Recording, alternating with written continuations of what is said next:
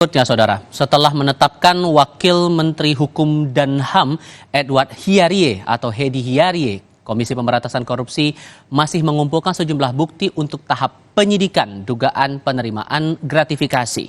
Kepala Bagian Pemberitaan KPK Ali Fikri menyebut pada tahap penyidikan, KPK mengaku mulai memeriksa bukti dan saksi-saksi. KPK pun mengaku telah memiliki bukti transaksi janggal dalam 2 rekening asisten pribadi dan pengacara Edi. Namun karena masih dalam tahap penyidikan, KPK minta publik tidak terburu-buru. KPK memastikan akan membuka bukti secara transparan di persidangan. Proses menyelesaikan pengumpulan alat bukti, kemudian pemeriksaan saksi pasti kemudian kami agendakan ke depan. Jadi kami berharap teman-teman tunggu dulu, nanti setiap perkembangannya pasti kami sampaikan terkait hal itu gitu ya. Juga sudah mendapatkan banyak data dari PPATK yang berikutnya kami lakukan analisis lebih jauh nanti dalam proses penyidikan sebagai bahan materi penyidikan. Apa yang kemudian temuan dalam transaksi itu tentu tidak bisa kami sampaikan dalam forum seperti ini, karena pada saatnya sekali lagi kami buka seluas-luasnya dan silakan teman-teman ikuti pada proses di peradilan tindak pidana korupsi. Menko Polhukam Mahfud MD memuji kinerja KPK yang menetapkan Wamenkumham Edi Hiarie sebagai tersangka dugaan suap dan gratifikasi. Menurutnya ini membuktikan penegakan hukum tanpa pandang bulu oleh KPK meski masih banyak kritik yang tertuju pada lembaga anti rasuah tersebut. Saat ditanya apakah akan ada penggantian Wamenkumham, Mahfud bilang itu hak prerogatif Presiden.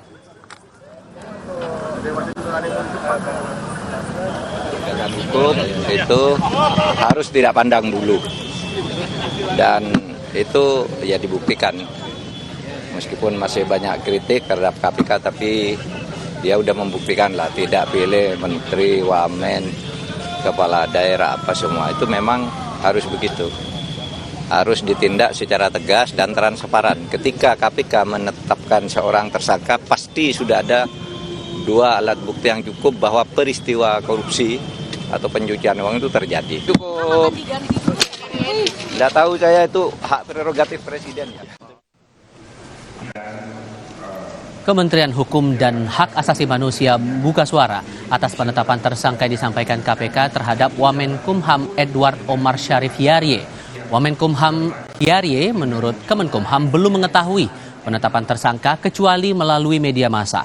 Oleh karenanya, Kemenkumham menerapkan prinsip asas praduga tak bersalah sampai ada putusan pengadilan berkekuatan hukum tetap. Terkait bantuan hukum, Kemenkumham akan berkoordinasi lebih lanjut.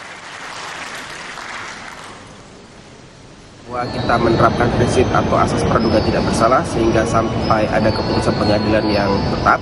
Kemudian yang kedua, perlu kami sampaikan juga bahwa Prof. Edi atau Pak Wamen sampai sekarang secara resmi belum mengetahui atau tidak mengetahui status beliau sebagai tersangka. Beliau mengetahui status tersebut dari media. Kemudian yang ketiga, terkait dengan bantuan hukum, itu nanti akan kita koordinasikan dan bicarakan lebih mendalam kembali.